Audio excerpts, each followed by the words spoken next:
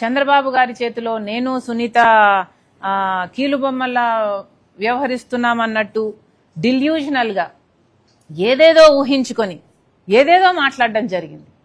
ఎందుకని? వాస్తవానికి ఇంకొకరి ఆస్తి అనుభవిస్తున్నది నేను కాదు, జగన్మోహన్ రెడ్డి గారు. ఆస్తుల మీద నాకు ప్రేమ లేదు.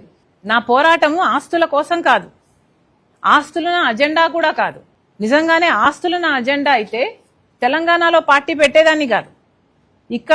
అప్పుడే ఇక్కడ ఆంధ్ర రాష్ట్రంలో పార్టీ పెట్టేదాన్ని. ఆస్తులే నా అజెండా అయితే జగన్మోహన్ రెడ్డి గారు నేను సైన్ చేసుకున్న MOU పేపర్ని ఇన్ని సంవత్సరాలుగా ఇప్పటికీ కూడా బయట పెట్టకుండా, కోర్టులో ఒక కేసు వేయకుండా అది నా చేతిలో మాత్రమే పెట్టుకొని కూర్చునేదాన్ని కాదు. ఇప్పుడు కూడా MOU బయటకు వచ్చింది అంటే ఎందుకు వచ్చింది?